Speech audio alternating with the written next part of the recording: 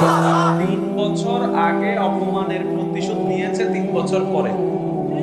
তাহলে 3 বছর পরে যেই ঘটনাটা সামনে আসলো পত্রিকার মাধ্যমে, সেই ঘটনার সূত্রপাত 3 বছর আগেই হয়েছে।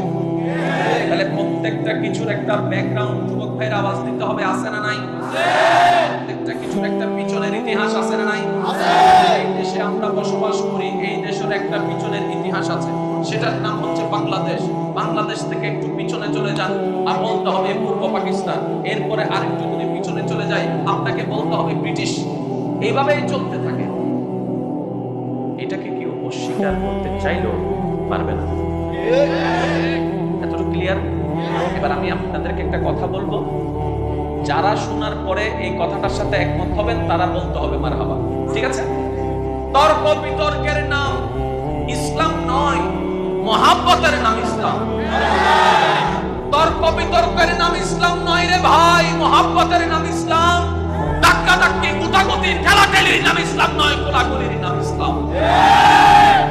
ইসলাম মারামারি শিখায় না, ইসলাম মহাব্বত শিখায়। আরেকটু জোরে বলেন।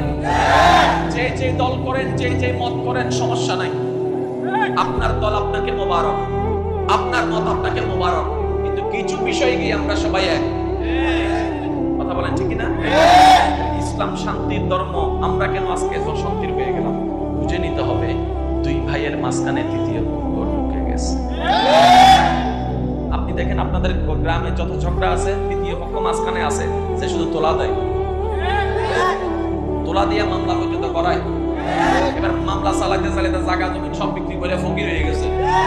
তারে যে যখন বললাম, তোর কথাই তো মামলা দিছি, কিচ্ছু তো হয় না, জায়গা সম্পত্তি সব শেষ, কইলাম তো তুই দিলি কা? আছে না নাই? তৃতীয় পক্ষ থেকে সর্বদা সাবধান। সংসার জীবনে তৃতীয় পক্ষ থেকে সাবধান, পারিবারিক জীবনে তৃতীয় পক্ষ থেকে সাবধান, ভাই ভাইয়ের সম্পর্কে তৃতীয় পক্ষের মধ্যে সাবধান, ইসলামের ধর্ম পালনের মধ্যেও তৃতীয় পক্ষ থেকে সাবধান।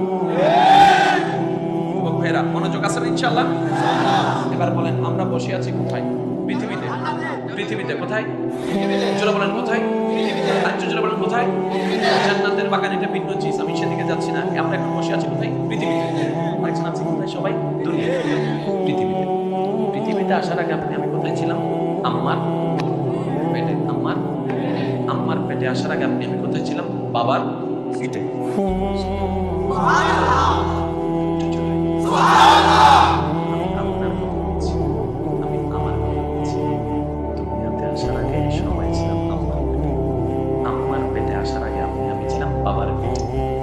বাবার পেটে আসার আগে আমি ছিলাম।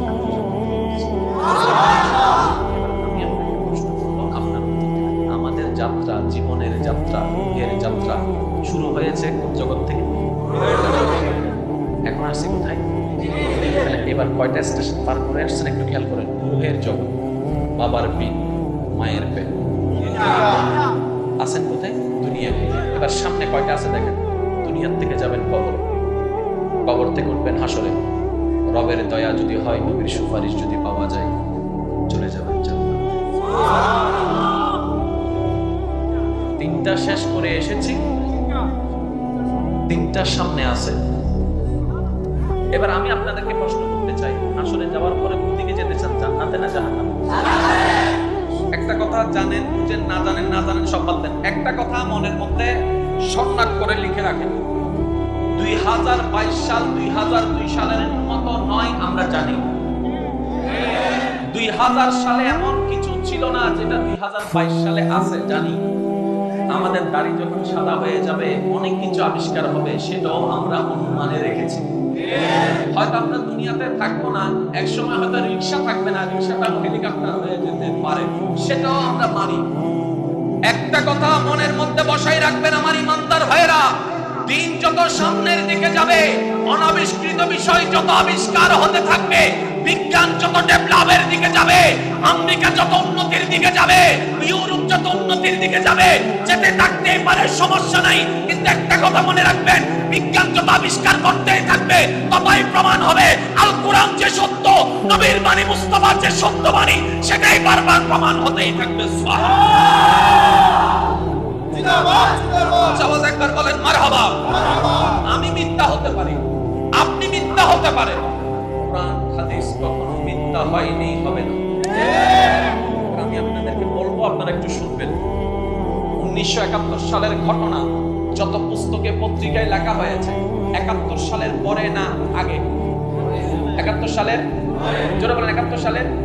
আজকের মাহফিল নিয়ে যদি কোনো প্রতিবেদন করা হয়, সেটা কখন করা হবে? 3 সপ্তাহ আগে না 3 সপ্তাহ পরে? আরো জোরে বলেন। প্রত্যেকটা ঘটনার বর্ণনা দেওয়া হয় পরে। এবার বলেন, কোরআন আগে এসেছে না ফেরাউন? আরো জোরে বলেন। ফেরাউন। ফেরাউন। কোরআন আগে এসেছে না ফেরাউন? কোরআনের অনেক আগে ফেরাউন, অনেক আগে, অনেক আগে ফেরাউন। কথা বলেন, কথা বলেন। এখনো মানে সমস্ত ম্যাথমেটিক্স সায়েন্সের উপরে নির্ভর করে আমার যুবক ভাইরা আমার কথা হয়তো বুঝতে পারছেন। আই হোপ, আমি আশা করছি এই জিনিসটা। সায়েন্সের ভিতর আর্টস নাই, আর্টসের ভিতর কমার্স নাই। এবার আপনার এলাকায় যিনি সায়েন্সের স্টুডেন্ট, উনি এতগুলো বই নিয়ে যাচ্ছে, আর্টসের স্টুডেন্ট এতগুলো বই নিয়ে যাচ্ছে, কমার্সের স্টুডেন্ট এতগুলো বই নিয়ে যাচ্ছে, আর একটা মাদ্রাসার স্টুডেন্ট একটা কোরআন নিয়ে যাচ্ছে, একটা কোরআন নিয়ে যাচ্ছে, একটা কোরআন নিয়ে যাচ্ছে। এবার দেখতে ওয়ালা দেখে, সংখ্যার আধিক্যতার কম দেখে কেউ খেও করে, কেউ ঠাট্টা করে, কেউ মস্কারি করে বলে, আরে দেখ আমার কতগুলো বই, সুতরাং আমার জ্ঞান একটু বেশি হবে। আর্টস ওয়ালা বলে, দেখ আমার কতগুলো বইয়ের আধিক্যতা, আমার কতগুলো জ্ঞান আছে। এবার সেই মাদ্রাসার ছাত্র মুস্কে হেসে একটা কথা বলে, তোমার আর্টসেরটা সায়েন্সে নাই, সায়েন্সেরটা কমার্সে নাই, কিন্তু আমার হাতে যেই কিতাবখানা দেখতে পাচ্ছ, এটা যেমন তেমন কিতাব নয়, এটা যেমন তেমন কিতাব নয়, এটা যেমন তেমন কিতাব নয়। পৃথিবীর সমস্ত জ্ঞান আদি থেকে অন্ত, সমস্ত জ্ঞান এই কোরআনের ভিতরে মজুদ আছে। আল্লাহু আকবার। ইয়া রাসূলুল্লাহ, জিন্দাবাদ, জিন্দাবাদ, জিন্দাবাদ, জিন্দাবাদ। উচ্চ আওয়াজে একবার বলেন মারহাবা। আপনারা কি বিরক্ত হচ্ছেন? এগুলো জানার বোঝার দরকার আছে না নাই? বারবার বলছি, মায়েকেরাম শুধু আমার জন্য দোয়া ট্রান্সফার করতে থাকেন, আমার যুবক ভাইরা আওয়াজ নিয়ে সহযোগিতা করবে। এবার আমরা জ্ঞান অর্জন করি কোথা থেকে? বই থেকে। আমরা জ্ঞান অর্জন করি কই থেকে? লাইব্রেরিতে বই আছে না? বিভিন্ন লেখকের বই আছে না? পাঠ্য পুস্তক ছাড়া বিভিন্ন লেখকের বইয়ের মধ্যে আমার যুবক ভাইরা উত্তর দিবেন, প্রত্যেকটা বইয়ের শেষের দিকে একটা লেখা থাকে, সমস্ত ভুলভ্রান্তি ক্ষমা সুন্দর দৃষ্টিতে দেখবেন।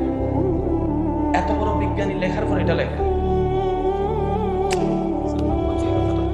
একটা আওয়াজ দেন না, আপনারা যে জিন্দা আছেন এটা বুঝবো কেমনে? আওয়াজ দিলে না বুঝলাম, নাহলে কখন আবার আজরাইল এসে লইয়া যায় আপনারা ফোন দেন। আওয়াজ দিয়ে সমস্ত জ্ঞান অর্জন করে আমরা কোন জায়গা থেকে? এই বইকে দুই ভাগে ভাগ করা হয়েছে। একটা হচ্ছে প্রাতিষ্ঠানিক বই, যেগুলো সিলেবাস, আর একটা হচ্ছে বিভিন্ন আউটসাইডের বই, লাইব্রেরি থেকে যেগুলো আমরা বিভিন্ন লেখকের বই কিনি। এবার বইয়ের শেষে বিভিন্ন লেখায় দেখবেন লেখা থাকে সমস্ত প্রকার ভুলভ্রান্তি ক্ষমা সুন্দর দৃষ্টিতে দেখবেন। কারণ ইচ্ছাও ভুল হতে পারে, অনিচ্ছাও ভুল হতে পারে, প্রিন্টিং মিস্টেকও হতে পারে। জোরে বলেন না? আকারের জায়গায় একারও হতে, আবার অনেক সময় রয়ের নিচে ফোঁটা না ফোঁটা ব হয়ে যেতে পারে। তাহলে যত বড়ই আমরা জ্ঞান অর্জন করি থেকে বই থেকে, এবার যত বড়ই লেখক সে বইটা লেখক না কেন, সে একটা কথা বলে আমার যুবক ভাইরা মনোযোগ দিয়ে শ্রবণ করবেন। তিনি বলে সমস্ত প্রকার ভুল ভ্রান্তি, শব্দটা একটু মাইন্ডে রাখবেন, সমস্ত প্রকার ভুল ভ্রান্তি, ভুল ভ্রান্তি ক্ষমা সুন্দর দৃষ্টিতে দেখবেন। কোরআনের পরে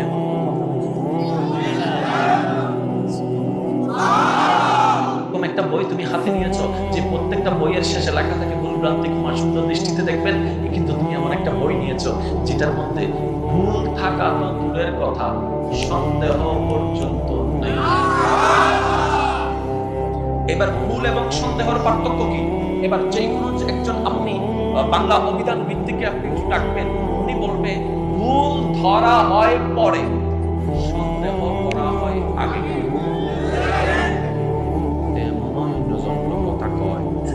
এটা কি না? তারপরে চলে অনুসন্ধান, তারপরে খাই সোতরা। সোতরাটা নবীকে পাঠালেন সবার শেষে, কিন্তু বানালেন সবার। আমি কিন্তু বলিনি, আপনারাই বলছেন, ঠিক আছে? আল্লাহ তাআলা আমাদের নবীকে পাঠালেন সবার শেষে, বানালেন সবার। আচ্ছা, যদি শেষে পাঠানো হয়, এত আগে থেকে বানায় রাখলো কেন? 1,24,000 যদি আপনি কাউন্টিং করেন নবী, তাহলে আল্লাহ তো চাইলে নবীকে 2 নম্বরেও পাঠাইতে পারতেন, 3 নম্বরেও পাঠাইতে পারতেন, 5 নম্বরেও পাঠাইতে পারতেন, 10 নম্বরেও পাঠাইতে পারতেন, 20 নম্বরেও পাঠাইতে পারতেন, 1000 পাঠাইতে পারতেন। আল্লাহ বলে যে না, পাঠাবো সবার শেষে। পাঠাই ভাই যদি শেষে, বানাইলা কেন আগে? এতটুক তো জানি মওলা তোমার প্রত্যেকটি আদেশ নিষেধের কোনো না কোনো কারণ আছে। এবার ভাগ্য আমাদের কত ভালো দেখেন, কপাল আমাদের কত ভালো। আল্লাহ দয়া করে ওই নবীর উম্মত হিসেবে আপনাকে আমাকে কবুল করেছেন। ও আমার নবীর পাগল পাগল উম্মতেরা, এক আওয়াজ দিয়ে বলেন আমাদের নবী রাহমাতুল লিল আলামিন। জোরে বলতে হবে আমাদের নবী রাহমাতুল লিল আলামিন, আমাদের নবী রাহমাতুল লিল আলামিন, আমাদের নবী রাহমাতুল লিল আলামিন। এটা আমাদের সৌভাগ্য। এবার আসেন, বুঝার দরকার। আদমকে আল্লাহ পাঠালেন। মাইকের আবার যতটুকু যাচ্ছে এই মুহূর্তে গভীর মনোযোগ। আল্লাহ আদম নবীকে পাঠালেন। জিবরাইল বলে মওলা পরের বার কেউ নেই? ওই না না না, শীষকে পাঠাও। সব ভুলে গেছে, আল্লাহর কাছে আসা নাই। পাঠাচ্ছে কোথায়? আল্লাহ বলে আদম যাও, শীষ যাও, ইউসুফ যাও, ইসহাক যাও, ইব্রাহিম যাও, ইসমাঈল যাও, দাউদ যাও। জিবরাইল বলে মওলা ওইটা সময় এখনো হয় নাই, থাক না আর কিছুদিন, বুঝবেন? থাক না আর কিছুদিন মওলা, ওটা না থাকার কিছুদিন, বৃষ্টি শেষ হোক। এবার যখন আল্লাহর বরাদ্দ, গভীর মনোযোগ, ওয়াইজা কাদাল্লাহু মিসাকান নবীন আয়াতের ছায়া তলে, এবার যখন আল্লাহ দুনিয়াতে আসার জন্য যত নবী রাসূল গাইডলাইনের বরাদ্দ করেছেন, সবাই আসা শেষ, আমাদেরটা ছাড়া আর কেউ বাকি নাই। আর আল্লাহর একটা শান হচ্ছে আল্লাহ আইন করে আইন ভাঙে না। আল্লাহ শান, আল্লাহ আইন করে আইন কখন ভাঙে? আল্লাহ আপনার সাথে ওয়াদা করেছেন লা ইন শাকারতুম লা আযীদান্নাকুম, তুমি যদি নিয়ামত পেয়ে শুকরিয়া করো অবশ্যই অবশ্যই আমি বাড়াই দিব। এটাই আল্লাহর ওয়াদা। দুনিয়া দেখাতে পারে, আল্লাহর ওয়াদা কখনো ভঙ্গ হবে না। এবার আপনার আমার ভাগ্যটা একটু খেয়াল করে দেখেন। আল্লাহ চাইলে আপনাকে আমাকে মুসা, ঈসা, দাউদ অনেক নবীর উম্মত বানাতে পারতেন। বানালেন তো বানালেন, আপনাকে কার উম্মত বানালেন? সুবহানাল্লাহ বলেন। এরকম হচ্ছেন আপনারা? এবার যখন সমস্ত নবীর লিস্টি শেষ হয়ে গেল, জিবরাইল ফেরেশতা বলে মওলা লিস্টিতে তো আর কেউ নাই, ওটার মতো আর কেউ নাই, এবার তো ওনাকে পাঠাইতেই হবে, এবার তো ওনাকে পাঠাইতে হবে, এবার তো ওনাকে পাঠাইতে হবে। রব্বে কারীম বলে যারা গিয়েছে তারা ছিল সফিউল্লাহ, যারা গিয়েছে তারা ছিল নাজিরুল্লাহ, যারা গিয়েছে তারা হচ্ছে খলিলুল্লাহ, যারা গিয়েছে তারা হচ্ছে রূহুল্লাহ, যারা গিয়েছে তারা গিয়েছে খলিফাতুল্লাহ, যারা গিয়েছে তারা হচ্ছে খলিফাতুল্লাহ, যারা গিয়েছে তারা হচ্ছে খলিলুল্লাহ। যাকে রেখে দিয়েছি উনি খলিলুল্লাহ নয়, উনি তো হাবিবুল্লাহ, উনি তো হাবিবুল্লাহ, উনি তো হাবিবুল্লাহ, উনি তো হাবিবুল্লাহ। এবার আল্লাহ তাআলা আপনার নবীকে, আমার নবীকে, আমাদের নবীকে যখন পাঠানোর সিদ্ধান্ত নিলেন, অনেক কুদরতি ব্যবস্থা করার পরে এবার কোরআন যখন নাযিল করলেন, আল্লাহ পাক বলেন লাকাদ মান্নাল্লাহু আলাল মুমিনিনা ইয বাআসা ফীহিম রাসূলা। ও দুনিয়াবাসী, আমি আল্লাহর নিয়ামত ছাড়া কিচ্ছু চলে না, কিন্তু তোদেরকে এই যাবৎকাল আমি আল্লাহ যত রহমত করেছি, যত নিয়ামত দান করেছি, যত দয়া করেছি, তোর মধ্যে সবচেয়ে বড় দয়া হচ্ছে আমার হাবিবুল্লাহ তোদের নবীকে দান করে দিয়েছে। আল্লাহু আকবার। ইয়া রাসূলুল্লাহ,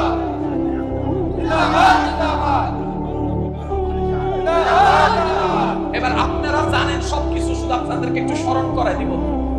প্রত্যেকটা নবী আসছে কি আসে নাই? প্রত্যেকটা নবীর একটা কালিমা ছিল কি ছিল না? আদম নবীর কালিমাটা কেমন ছিল? একটু গভীর মনোযোগ। লা ইলাহা ইল্লাল্লাহ। আদম সফিউল্লাহ। একটু খেয়াল করুন, আমাদের কালিমাটা একটু সবাই বলুন তো, লা ইলাহা ইল্লাল্লাহ। আদম নবীর উম্মতের জন্য শর্ত কি ছিল? লা ইলাহা ইল্লাল্লাহ বলে আল্লাহর তাওহীদকে মেনে নিয়ে ওই টার্মের নবী আদমকে মানতে জোরে বলতে হবে। এবার আদম নবী যখন চলে গেল, ওই কালিমার যেটা আপনারা দেখবেন বিভিন্ন চেয়ারম্যানের অফিসের মধ্যে পিছনে একটা নেম প্লেট থাকে, চেয়ারম্যান একটা চলে গেলে ওখানে আরেকটা নাম লাগে, দেখছেন না এই জিনিসটা? এবার সবগুলো হচ্ছে আল্লাহর মন্ত্রী, বুঝার জন্য বলছি আল্লাহর মন্ত্রী। এবার আল্লাহ সেই কালিমা দিলেন কি? লা ইলাহা ইল্লাল্লাহ আদম সফিউল্লাহ, লা ইলাহা ইল্লাল্লাহ মুসা কালিমুল্লাহ, লা ইলাহা ইল্লাল্লাহ ঈসা রূহুল্লাহ, লা ইলাহা ইল্লাল্লাহ দাউদ খলিফাতুল্লাহ, লা ইলাহা ইল্লাল্লাহ ইব্রাহিম খলিলুল্লাহ। তো কি হয়েছে জানেন? প্রত্যেকটা নবীর আমলে প্রথম পার্টটা ঠিক ছিল। যুবক ভাইরা মনোযোগ আছে? প্রথম পার্টটা ঠিক ছিল, পরবর্তী নবী এসে আগের নবীর নামটা কেটে ওই জায়গায় ওনার নাম লেগেছে। যেমন লা ইলাহা ইল্লাল্লাহ আদমের নাম, আদম চলে যাওয়ার পরে আদমের নাম কেটে গেল, শীষ নবীর নাম যোগ হয়ে গেল, শীষ নবী যাওয়ার পরে এখানে দাউদ নবীর নাম যোগ হয়ে গেল। একজনের নাম কাটে একজনের নাম লাগে, একজনের নাম কাটে একজনের নাম লাগে। মনোযোগ মনোযোগ মনোযোগ মনোযোগ। একজনের নাম কাটে একজনের নাম লাগে, একজনের নাম কাটে একজনের নাম লাগে। জিবরাইল বলে আল্লাহ মাঝখানে পাঠাও না তোমার হাবিবকে। রব বলে যে না, আমি এমন জায়গায় পাঠাবো না যার পরে আরেকজন যাবে, উনি গেলে তো ওনার নামটা কেটে দিবে, উনি গেলে তো ওনার নামটা কেটে দিবে। আমি চাই না আমার মুস্তাফার নাম কোন জায়গায় কাটা হোক, আমি এমন একটা সিচুয়েশনে পাঠাবো তা কিয়ামত পর্যন্ত আমি রবের নামের সাথে আর কারো নাম থাকবে না, আমার মুস্তাফার নামটা থাকবে। আমি নবী দুনিয়াতে মাটির উপর থাকা উম্মত, তোদের জন্য দয়া, আমি মাটির নিচে চলে যাব, তোদের জন্য দয়া, তোদের জন্য দয়া, তোদের জন্য দয়া। আমি চলে গিয়ে শরীয়তকে সহজ করে দিয়েছি, কোরআনের আয়াত নাযিল বন্ধ হয়ে গিয়েছে। মনে রাখবেন আমার ভাইয়েরা, আল্লাহ কাউকে দিয়ে পরীক্ষা করে, কারো থেকে নিয়ে পরীক্ষা করে। এখানে অনেক টাকা ওয়ালা আছে, আপনি মনে করছেন আল্লাহ আপনাকে টাকা দিয়েছেন, না, আল্লাহ আপনাকে পরীক্ষা ফেলছে। এবার অনেকে পরীক্ষা ফেল করছে না, এটাও আল্লাহর পরীক্ষা। এবার অনেকে গোল্ডেন এ প্লাস পাইছে না, এটাও আল্লাহর পরীক্ষা। আল্লাহ সবাইকে এক রকমের পরীক্ষা করে না, কাউকে দিয়ে পরীক্ষা করে, কারো থেকে নিয়ে পরীক্ষা করে। কাউকে সন্তান দিয়ে পরীক্ষা করেছে, আবার কারো থেকে সন্তান নিয়ে পরীক্ষা করেছে। তাই তো হযরত আলী রাদিয়াল্লাহু তাআলা বলে, ও দুনিয়ার মানুষ, যদি সুখ চাও, শান্তি চাও, আমি আলীর একটা কথা মনে রাখিও, তুমি আল্লাহ থেকে পাওয়া অল্প নিয়ামতে খুশি হয়ে থাকো, খুশি হয়ে থাকো অল্পতে। আল্লাহ তাআলা হাশরের ময়দানে তোমার অল্প আমলে খুশি হয়ে যান। সুবহানাল্লাহ। আল্লাহরে অল্পতে খুশি হও, আল্লাহ তোমার অল্প দেখে খুশি হয়ে যাবে। আরেকটু জোরে বলেন না সুবহানাল্লাহ। আমার সময় একদম শেষের দিকে, আমার যুবক ভাইয়েরা একটা কথা বলেন তো, ইসলামের নামাজের বিধান আছে না নাই? এই নামাজ কি ছাড়া যাবে? জোরে বলেন, ছাড়া যাবে? দুনিয়া উল্টাই যাক, নামাজ ছাড়া যাবে না, নামাজ ছাড়া, নামাজ ছাড়া। এই নামাজটা কি শুধু কি সওয়াব? না না, মনে রাখবেন, নামাজ হচ্ছে এমন একটি ইবাদত যেটা আপনার অগোছালো জীবনকে গুছাই দিবে। নামাজ এমন একটি ইবাদত যেটা আপনার নিষ্প্রাণ দেহে প্রাণের সঞ্চার করবে। নামাজ এমন একটি ইবাদত যেটা আপনার সংসারের মধ্যে সুখের ছানি নিয়ে আসবে। এবার বিজ্ঞানের যুক্তি একটু নামাজ দেখেন।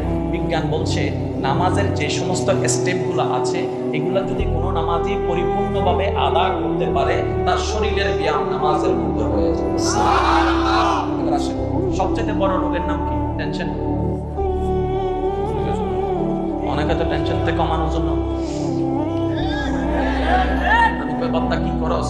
টেনশন। কোম্পানি কি এটার ভিতরে টেনশনের ওষুধ দিছিনি? এটা খাইলে কেমনে টেনশন কম?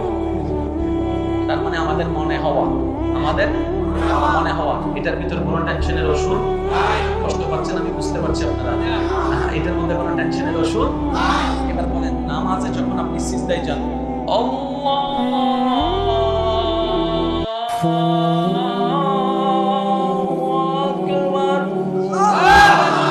কপাল কোথায়? কপাল কোথায়? নাক কোথায়? হাত কোথায়? হাঁটু কোথায়? পা কোথায়? আঙ্গুল কোথায়? আপনি যে পজিশনে সিজদায় যান, আজকে থেকে একটু খেয়াল করবেন, তখন আপনার হাতটা উপরে থাকে, মাথা নিচে থাকে, আর সারা শরীরে মানুষের রক্ত সঞ্চালন হয় এখান থেকে। এখানে একটা আওয়াজ আছে, খেয়াল করবেন।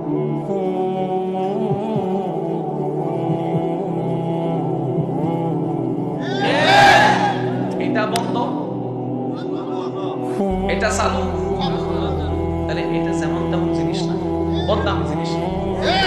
এখানে একটা আওয়াজ আছে না নাই? এই আওয়াজটাও আওয়াজ না, বদদামি আওয়াজ। এবার আমার যারা ডাক্তার ভাইয়েরা আছে তারা জানে, সারা দেহের মধ্যে রক্ত সঞ্চালন হয় হার্ট থেকে।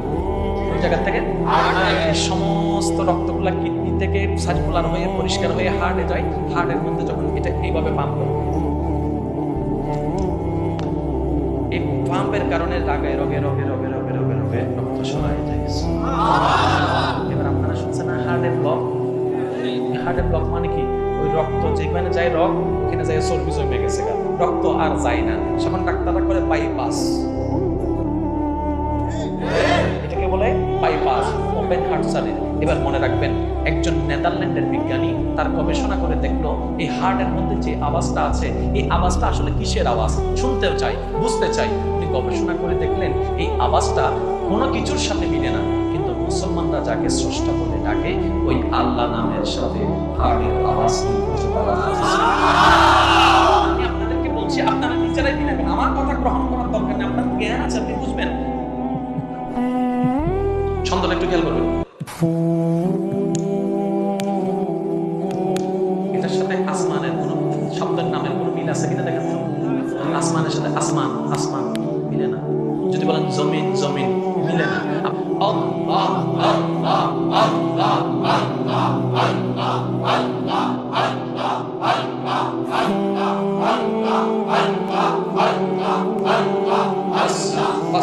এবার আমি আপনাদেরকে বলবো জিকির করতে, আপনারা জিকিরটা করবেন, ওই হার্টের আওয়াজটা আমি করব, তাহলে তার মিলে কি মিলে না আপনারা দেখবেন।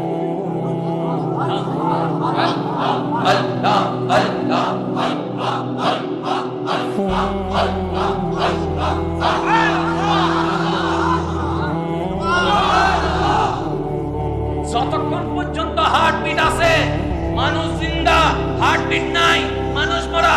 বিজ্ঞানের তত্ত্ব ইমাম গাজ্জালি আলাইহির রাহমা বলে এটা কোনো হার্টবিটের কারণ নয়। যতক্ষণ হৃদয়ে রবের নাম চালু থাকবে সে জিন্দাই থাকবে, জিন্দাই থাকবে, জিন্দাই। রবের নাম আছে জিন্দা। আচ্ছা, আপনারা অনেক সময় পুকুরে মাছ ধরতে জাল মারেন যে সবসময় মাছ আয়, আবার অনেক সময় দেখতে ফালাইলে মাছ চলে, আবার অনেক সময় বড় মাছ ধরার জন্য বড় জাল ফালান, এরপরও ধরা খায় না। বড় মাছ আছে সবাই জানে, বড় জাল ফালাইছে 2 বার 3 বার, মাছ তো আছে, ধরা পড়লো না কেন? ইমাম গাজ্জালি বলে যতক্ষণ মাছের জবানে আল্লাহ জিকির থাকবে সে মাছ কখনো ধরা খাবে না। তাহলে সব কিছু হচ্ছে রবের নামে, আর সেই রবের নামটা বান্দার মনে ফিট করাই দেওয়ার জন্য নবী রাহমাতুল লিল আলামিন দুনিয়াতে আল্লাহর হুকুমে তাশরীফ এনেছেন। বলেন সুবহানাল্লাহ। আমার নবী যুগে বলে কেমন হতো জন্ম, আমার নবী যুগে বলে দু নয়নে রাসূল পাক দেখিলে কেমন হতো জন্ম, আমার নবী যুগে বলে। স্যার যত শক্তি আছে, ডাক্তার হন, ডক্টর হন, ইঞ্জিনিয়ার হন, পাইলট হন, যা হওয়ার হন, আমরা দোয়া করি আল্লাহ আপনার স্বপ্ন পূরণ করুন। একটা আপনার কোরআনকে, হাদিসকে, নবীর মুহাম্মদকে অন্তরে জাগাবেন। বিশ্বাস করেন আপনি ডক্টর হয়ে ইসলামের খাদেম। আজকে যতগুলো মা বৃদ্ধাশ্রমে আছে ঠান্ডা মাথায় খবর নেন, একটাও গরিবের মা বাবা নাই, সবগুলা সামর্থ্যবান সন্তানের পরিবারের মা বাবা। তোমার এত কিছু থাকার পর মা বাবা ওখানে কেন? মাকে জিজ্ঞেস করলাম, মা তোমার সন্তান থাকার পরও তুমি এখানে কেন? বলে যে সন্তানকে সব শিক্ষা দিয়েছি, আল্লাহ এবং রাসূলের শিক্ষাটা দিতে পারি নাই বলে আজকে আমার সন্তান আমাকে বৃদ্ধাশ্রমে রেখেছে। এবার আপনি একটু দেখেন না, সবার বেতন একরকম, মুয়াজ্জিনের বেতন কত না শুনি নাই তো, ইমাম সাহেবের কত, সব কিছু বাড়ে, মুয়াজ্জিনের তার বাড়ে না, ইমামের তার বাড়ে। মুয়াজ্জিনের খবর লইয়া দেখেন, ঘরের মধ্যে মা আছে, বাবা আছে, বউ আছে, পোলা আছে। ও ইমাম সাহেব, মুয়াজ্জিন সাহেব, আমরা 30-40 হাজার টাকা দিয়ে মা বাঁধতে পারি না, আপনি পারেন কেমনে? তুই তো বেটা মা দেখছিস, মা দেখি না, আমি তো আমার জান্নাতকে দেখতে পাচ্ছি। এই বুঝা বাবাটারে ভাড়াই দেন, কই না রে না, মা যার জান্নাত ওই জান্নাতের দরজা হচ্ছে আমার বাবা। মা হচ্ছে জান্নাত, বাবা হচ্ছে জান্নাতের দরজা। মুয়াজ্জিনে বলেছে উপবাস থাকতাম, কিন্তু আমার মা বাবাকে আমি ফেলতে পারবো। সেজন্য আমি সবাইকে একটু কথা বলবো, এখানে যারা সন্তানের বাবা আছেন, মা আছেন, আপনার সন্তানকে যা বানান বানান, সমস্যা নাই, 2টা জিনিস অন্তর্ভুক্ত করে দেন, একটা হচ্ছে আল্লাহর ভয়, একটা হচ্ছে নবীর মুহাম্মদ। 2টা জিনিস এত আলোকিত করবে এই সন্তান কখনো আপনার গায়ে হাত তোলা তো দূরের কথা, চোখে চোখ রেখে পর্যন্ত কখনো। আচ্ছা, আপনাদের ঘরে যে সমস্যা হয়, মা বাবার সাথে কখনো কথার অমিল হয়, একই কাহিনী আর আমাদের সাথে হয়েছে তো ঘরে হয় নাই? মা বাবা আলেমদেরকে বকা দেয় না। আপনার কাছে না ইমাম সাহেব, মার কাছে তো ফোলা কথা কয় না। একজন এখানে যত, আমি কাউকে চিনি না কিন্তু আমি বিশ্বাস করে বলছি এতজন ওলামা এখানে বসে আছেন, হাফেজ বসে আছেন, আলেম বসে আছেন, জীবনে মা বাবার সাথে যতবার কথা কাটাকাটি করছে তখন হাত তুলছে বলে জিজ্ঞেস করেন, চিল্লায় কথা বলছে জিজ্ঞেস করে। আমি আমার ভাইকে বললাম, তোমার চাচতো ভাই তো মার গায়ের উপর হাত তুলে দিছে, তুমি কেন তুলো নাই? হ্যাঁ আসলে শুনি আমার জান্নাত আল্লাহ যার সম্পর্কে উফ করা পর্যন্ত নিষেধ করছে, হাত তো অনেক দূরের কথা। ওই শিক্ষাটার কারণে রাগটা দেখাইতে পারে না। আমি কি বুঝাতে পারছি কথা? আপনি স্কুলে কলেজে পড়ান, ডাজন্ট ম্যাটার, কোনো সমস্যা নেই। ঘরের মধ্যে সেই শিক্ষাটা দিয়ে দেন যেটা নবীর আদর্শের শিক্ষা। কথা বলেন ঠিক কিনা? নবীর আদর্শের শিক্ষা ছাড়া কখনো উন্নতি করা যাবে? কোরআনের শিক্ষা ছাড়া, হাদিসের শিক্ষা ছাড়া কখনো আলো দেখা যাবে? আল্লাহ আমাদের সবাইকে বুঝার তৌফিক দান করুন। আমিন। আরেকটু জোরে আমিন। ভাইরা নামাজ ছাড়া যাবে না? নামাজ ছাড়া যাবে না? আর আপনি বলবেন অনেক ব্যস্ত, একটা কমন ডায়লগ, পোশাক নষ্ট। কমন একটা ডায়লগ কি? পোশাক আনতে ভাইয়া কি ইচ্ছে পোশাকে ফরে গেছে 2 ফোঁটা। আপনি কি ডায়াবেটিসের রোগী নি? আপনি কি ডায়াবেটিসের রোগী? না আল্লাহ মাফ করুন, আমার ডায়াবেটিস নেই। তো ডায়াবেটিসের রোগী না হইলে কইতাম না 2 ফোঁটা হচ্ছে। কথা বলেন না, সেই পোশাকে 2 ফোঁটা পরে, এটা পরেন কেন? আগে মানুষকে দেখতাম শর্ট প্যান্ট পরতো ছোট বাচ্চারা, এখন দেখি বুড়ো বুড়ো বেটারা পরে সব। কি শরম লাগে না? আরো একটা দেখা যায়। আল্লাহ আমাদেরকে একটু বুঝাতো। আমি শুনেছি এখানে অনেক দূর থেকে মানুষ এসেছেন ভালোবাসা নিয়ে, আবার অনেকের মনে একটু ছটফটানা করতেছে, কয়েক নানি বাইচা যায়। এটা বুঝি রাখি, যাই হোক। হ্যাঁ না, এখানে তলাতলি আছে, এটা ভিন্ন কথা। ওইখানে আমি আমার একটা জামিলা কিছু একটা কইতে পারি না, এটা লইয়া যাইয়া লাগাই দেয় ফেসবুকে আর ইউটিউবে। কথাটা বুঝছেন? ওইদিন কিছুদিন আগে একটা মাহফিলের মধ্যে পাগল একটা জায়গায় আমাকে যা তা কইছে, পাগল মানুষ, পাগল কি বিচার? ঘুম থেকে আমি সকাল উঠতে দেখি আমার লিঙ্ক পাঠাইছে দুজন, এটা কিটা এত বিয়োগ দরকার কি? রবের রহমত পাইলে এত কিছু দরকার হয় না। গাছতলায় বসে বাসায়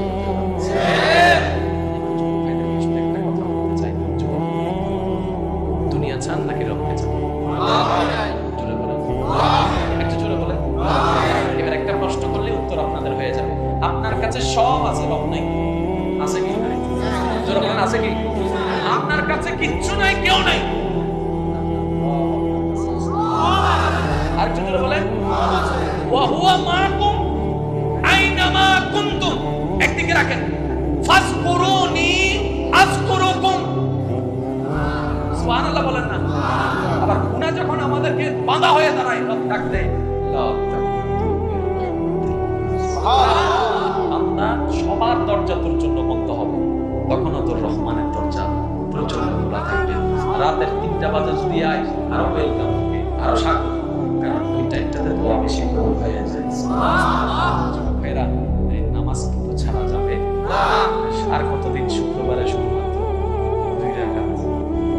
যাই হোক, একামতের আগে শেষ করিয়া টাটা বাই বাই, আগামী সপ্তাহে দেখা হবে। আর কত? বিয়ের আগেও 2 রাকাত, বিয়ের পরেও 2 রাকাত, বাচ্চার বাপ হয়ে গেছে এখনো 2 রাকাত। কথা বলেন ঠিক না? আমাদের কিছু পরিবর্তনের দরকার আছে না নাই? আমার যুবক ভাইরা বলেন, দরকার আছে না নাই? এবার বলেন, আমরা চাইলে পারবো নাকি পারবো না? পারবো কি পারবো না? আপনি না সেই ব্যক্তি রমজান মাসে দুপুরবেলা না খাইয়াছিলেন, তার মানে আপনার কাছে ক্যাপাসিটি আছে তো।